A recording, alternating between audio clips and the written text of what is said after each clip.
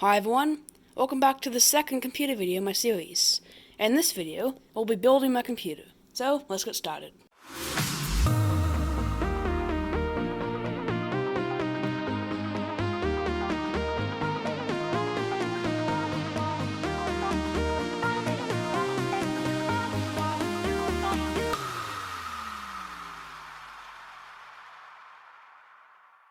Now the parts I'll need are of course all the computer parts. Then I'll need a set of screwdrivers, in particular a Phillips number 2 and number 1, a laptop for the second bit of the installation part, and I also need a USB drive, a monitor with a keyboard, mouse, and a display cable. Then the case as well. The first thing we're going to do is ground ourselves. To do this, we open up the power supply box, we grab out the power supply itself, we also get the power supply's cable, and then we first plug this cable into the 240 volt here, and we plug the other end into the power supply, ensuring the power supply is turned off. And then whenever we move around or touch something, we then touch a metal part to ground ourselves. The first thing we're going to do is take the motherboard out of the box, but I'd also like to note that I was looking at the cooler earlier, so now I know what we're going to do with that. So we're going to open the box, and this is the Windows 11 install USB for later. Then we're going to remove the motherboard. So we're also going to take out the motherboard's manual, and I'm also going to get an M.2 installation screw for SSD later. Then we're going to remove the motherboard from its anti-static bag. An important thing to note, especially in a high static area, is you want to have like an anti-static mat on which to build, but if you don't have one, the motherboard box acts as one as well. The first thing we're going to do is install a CPU. So I get a CPU from its box, and then we're down to this cardboard enclosure. One thing I forgot to add to the equipment list is a pair of scissors, but there's that. I'm going to get into here. And then we have the CPU itself in this box. So this is the CPU. Make sure to never touch this side or this side, and in the motherboard, don't touch the pins either. Or if you have a Ryzen CPU, they'll have pins here and there'll be contacts in the motherboard. And to install the CPU, you want to open this metal lever, so down, out, and then up, and then pull it back like this. If you have a motherboard like mine where there's a heatsink here, you have to also assist us with opening. And note that there's a triangle here, and there's a triangle on the CPU, which is actually very small, but here it is, triangle, and there's a circle here, and the circle here and here. And first we actually need to open the plastic container. Now hold it by the edges like this. Note the triangle is here, so we want to install it like this, except this is actually a rectangle here, rather than the rectangle here. So there's a triangle here. Yep, this looks about right. So we carefully hold it over here. Where's the triangle on your CPU? Here. Oh, yeah. And we want to carefully put it in here. This looks about right, it dropped in place. And then what we can do is we can reinstall this. So in here, we want to make sure it goes under the screw. Then put it in here, and you will need some. And then it should be just a firm press down, like that. Yeah. And your case. Okay, thank you. And then this will pop off. And we put this back in the motherboard box, but not right now, so I'll put it here. Now it's time to install a memory. And I'll get my memory out of its cardboard box, out of its plastic container. And one thing to note is since we have two sticks, we're going to want to install this in dual channel memory. So we want A2 and B2, and if you're not sure, either look in the motherboard here, or refer to the motherboard's manual. So we want A2, so we're going to pull back both of these tabs, and B2, so we're going to pull back these two tabs. Then we're going to go to memory, and make sure this notch is in line with the notch here.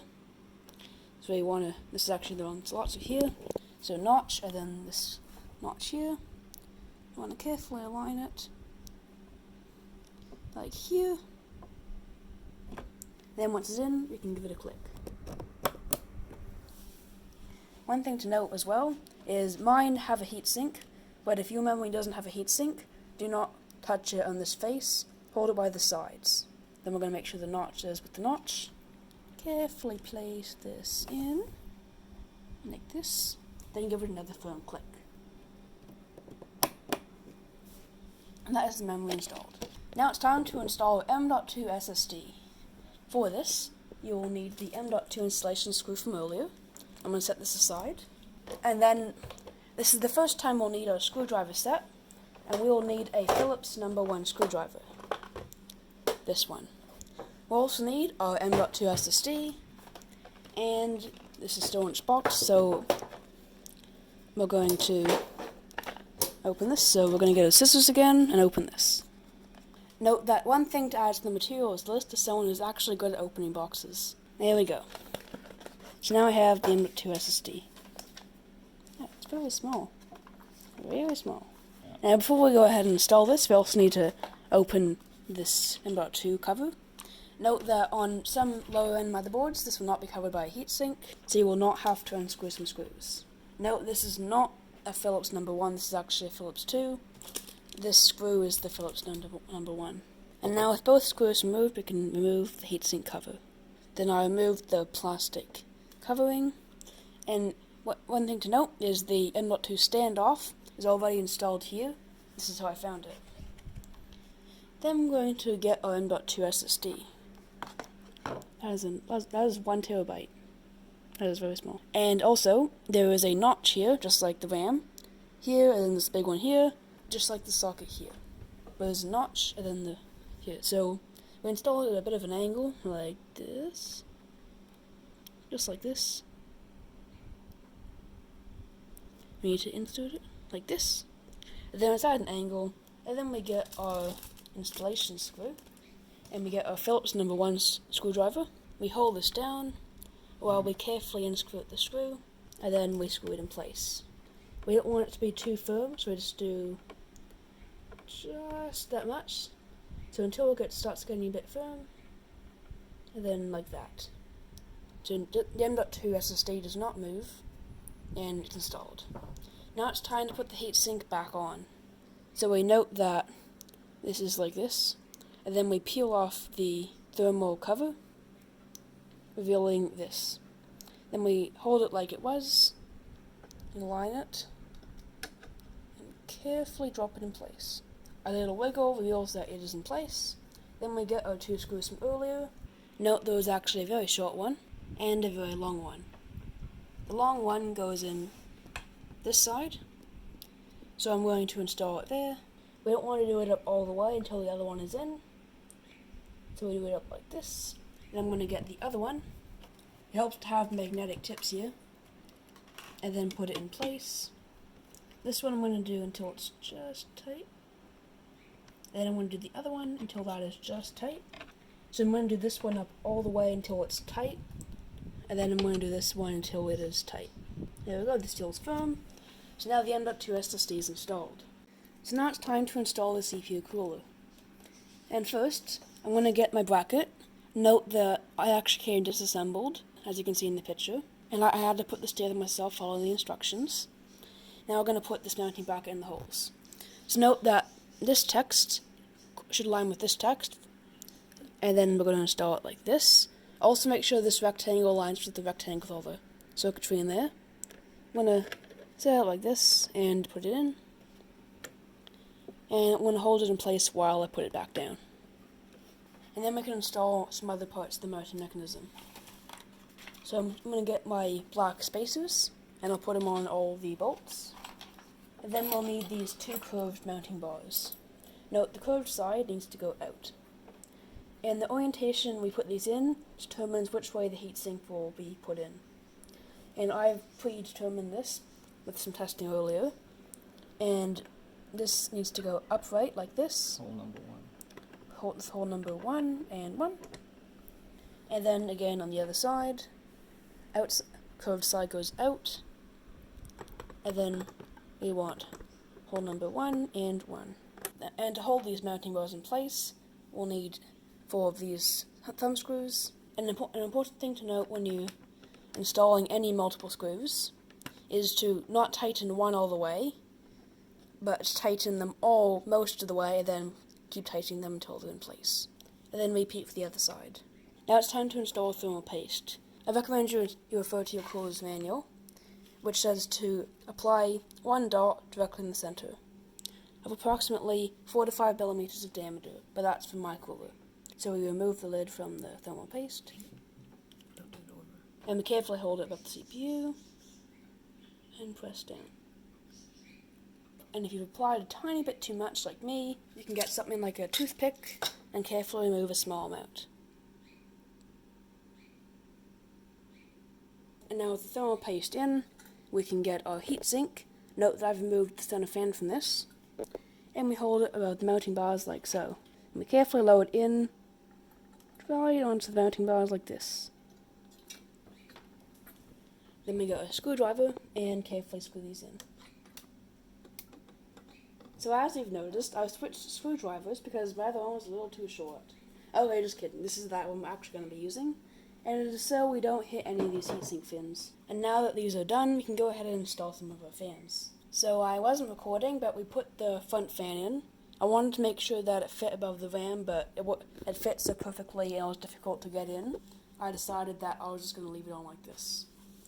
And now I can use our second fan as a center fan, but they're identical, so it doesn't really matter. Something to note is faces always suck air in.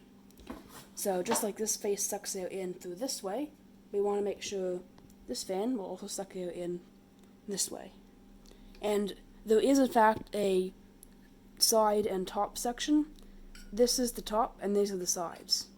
We also need our 2 mounting bars. I'm just going to copy the way these are installed from the other fan, here and here, like this, just like the other fan, and then the same on the other side. Now with the mounting bars installed, we can go ahead and put this fan in the heatsink. And now the 2 fans are installed. So it's time to plug in our fan cables quickly, and we're going to use the CPU fan here, and the CPU optional. And to hide these excess cables, we can't really do much, since they're like right there. So I'm just going to plug them in like this. And note there is a top and bottom section here. We have these 2 guides, which correspond to the piece of plastic here. And now all the components are installed on the motherboard. It is now time to put this in the case. But first, we can take our plastic wrap off.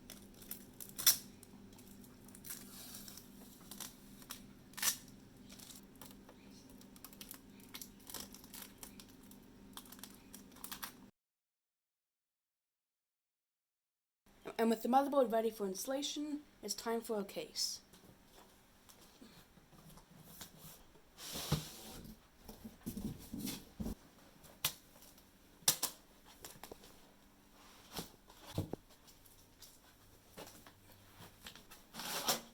So this is our case, the Corsair 4000X RGB Black. First thing I'm going to do is remove all of the side panels, starting with the front tinfoil glass one, and the plain metal back one. You'll most likely find your parts in one of these hard drive trays at the back. In this box, you'll find the manual, but this is not in mine since I was looking at this case earlier. You'll also find some cable ties and all the screws you'll need to install the motherboard. To install the motherboard, we're going to need to put the case on its side, and I'll remove this magnetic fan filter because that might fall off. These are the 9 motherboard standoffs in here, and now we're going to install the motherboard. When we're installing the motherboard, we want to make sure that the integrated I/O shield is flush with the back of the case. We also want to make sure we can see all of the standoffs, and yep, we can see them all. One thing I did notice is there is no center hole. There actually is, but it's under all of this heat spreader stuff. And while I would remove the standoff if we're not going to use it, I left it in because there is a hole there, so it won't cause any damage, and it might help support the motherboard. So now we're going to install our 8 motherboard screws. And like all the screws, don't do one up tight, then do another one. Insert all of them, and then do them up to be almost tight, and then when they're all in and almost tight, then you can do all of the rest of them to be tight. So now the motherboard is installed, we can go ahead and plug a lot of the cables in. These are all the case ones. There's many of them. This is the USB 3 point, I think it's a USB 3 point something header. This is front panel audio. This is the other front panel USB, I think. And this is the SATA power for the fan hub. And there's a few other cables in here which go into the motherboard. And this is going to require a lot of time, and it'll vary a lot depending on what case and motherboard you have, as well as any other accessories you want to plug in. So I'm going to start filming, and then I'll start filming again when everything is plugged in. 1 hour later. Alright, so I've also gone ahead and plugged in some of the power cables, including the 24-pin ATX.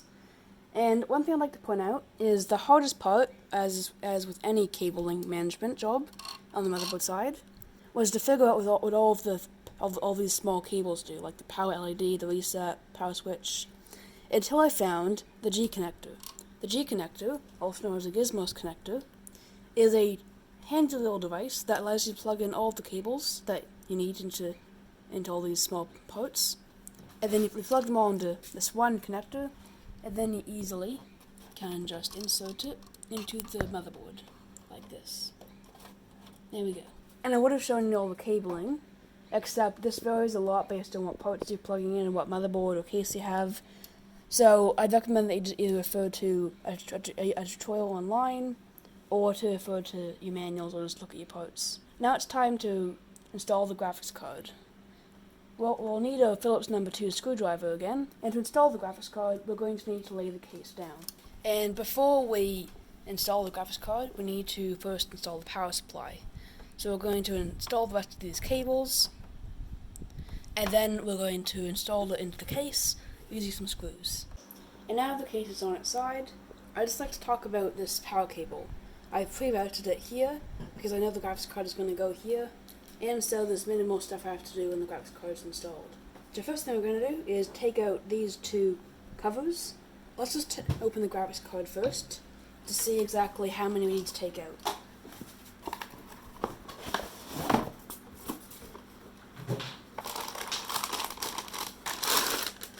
So this is the graphics card. It's a RTX 3060 from MSI, and we can see that it has an 8 PCI Express and then a 6 PCI Express.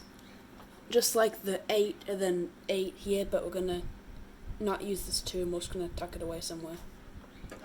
And we're also I'm not gonna remove these covers just yet. We can see that we're actually gonna have to remove, I think it's actually gonna be 2. So I'll just put it back in the box, and we'll remove those 2 slots covers. These, like everything else, are Phillips No. 2. And we'll need at least one of these thumb screws for later, so put that down here as well. I'm going to take out the other one. And now it's time to install the graphics card. I'm going to pull back that switch. And then we get the graphics card, and we remove the cover. And now it's time to install.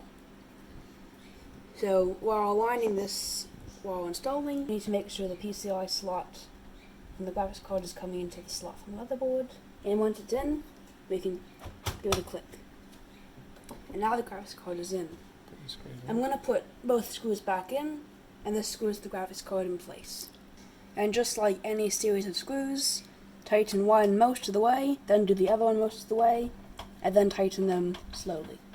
And now it's installed. And we'll install our PCIe connectors for power, the right one, and then for the left one, since it only needs the 6, I will plug the 6 in, making sure it's in the correct orientation, and then the extra 2 can just sit in here like this. And then we can turn the case upright and take care of any other problems. And with the GPU installed and the case upright, this is just about done. So now all the cables are plugged in, everything's managed as best as we could do. So now it's time to put the side panel on the back. And with everything set up and my monitor, keyboard, and mouse plugged in, as well as the Wi-Fi antenna, we can go ahead and turn the power supply on. And now I can press the power button.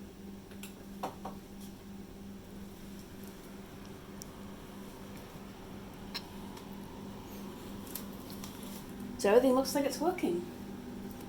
This is good. This means it's power cycling. So it power cycled once. And I'll just hit delete to try and get into the BIOS. It looks like it's power cycling again. 1 minute, 37 seconds later. Do you think you should do your initial boot on the built-in graphics rather than No. because you haven't had a single piece of input come into that monitor. Has that monitor you've got to select HDMI on or something? Yep. So I have been trying to figure out why it wasn't posting to the monitor. Then I realized the monitor wasn't selected as HDMI input. But anyway, it works now. So let's have a look at the BIOS. The first thing we want to do is make sure that everything is working, which it is. We also want to enable an XMP profile for the RAM. And yep, that looks like it is good. And everything looks like it's working. There we go, there's an M.2 drive, of Samsung. And all of CPU fans look like they We'll are. click on PCIe from here. And it looks like everything is working. So now we're going to save and exit. I'm just going to restart, so I'm going to get into the BIOS again when it restarts. And now that everything looks like it's working, we can go ahead and install Windows 11. So we plug in our install USB, which has been preloaded with Windows 11, and then we go into boot override. And I'm not sure what I'm meant to click on, so I'll just try this. So I think this is what we're meant to be doing. So let's see what happens. The Windows USB is in the USB port, and I think it might... Nope, we're back to BIOS. So I really don't know what happened, but we moved the bootable USB, and it worked. So I think it's working, and yes, it is working. Alright, so this is going to be at the end of this video. In the next video, I'll go through how we install Windows 11 on a new computer, and what you need to do when you install it. So thanks for watching, I will see you in the next video. Make sure to comment, like, and subscribe. Bye!